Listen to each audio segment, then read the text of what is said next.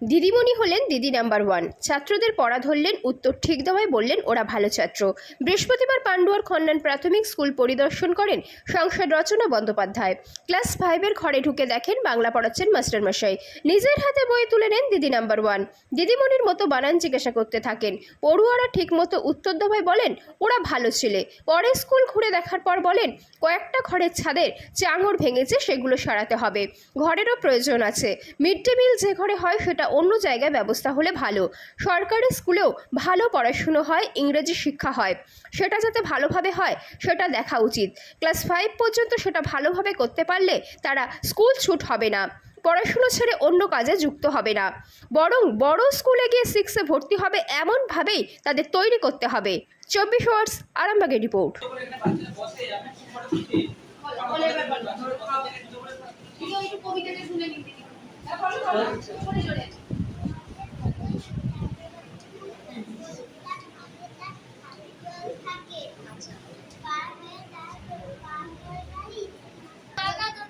ঠিক করে বলো। কি?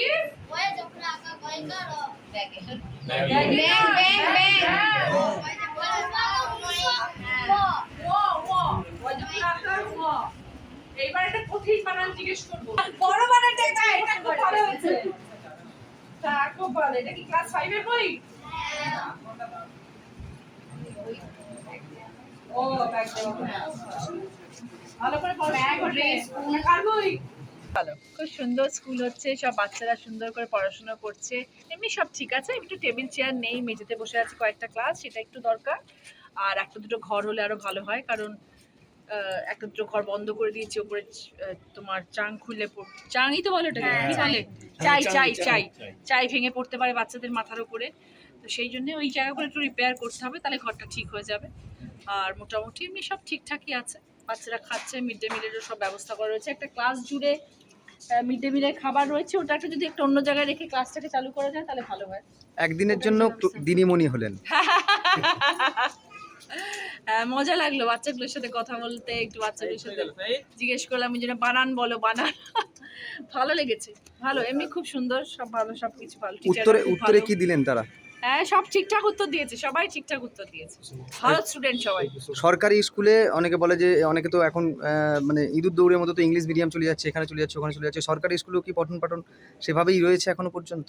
কিন্তু সরকারি স্কুলেও তো ইংরেজি পড়ানো হয়, এরকম তো নয় যে সরকারি স্কুলে ইংরেজি পড়ানো হয় না। বিশ্বাস রাখতে হবে, এবং সরকারি স্কুলে যাতে বাচ্চা পাস করতে পারে, ইংরেজিতেও ভালো মার্কস পেয়ে, সেটাও নিশ্চয়ই হবে, কেন হবে না। সবাই যে প্রাইভেট স্কুলে পড়লেই ভালো হবে এবং সরকারি স্কুলে বাচ্চারা যারা বেরোয় তারা যে ভালো হয় না, এরকম তো কোনো কথা নেই। আজকে দেখবেন যত ব্রিলিয়ান্ট স্টুডেন্টস আছে সব পশ্চিমবাংলার বেশিরভাগ, এবং সব মফস্বল এরিয়া থেকে আসছে। তো আমাদের তো সেটা আমাদের গর্ব। তো সেই জন্য এইসব স্কুলের পেছনেও আমাদের সবসময় থাকা উচিত, সাপোর্ট করা উচিত, যাতে ক্লাস 5 অবধি হোক, কিন্তু ক্লাস 5 অবধি যেন ওদের এমনভাবে আমরা তৈরি করতে পারি যাতে ক্লাস 5-এর পর তারা মহারাজ স্কুলে 6-এ গিয়ে অ্যাডমিশন নেয়, তারা নাকি সব ছেড়ে ছুড়ে অন্য কাজে চলে যায়, সেটা আমাদের দেখা।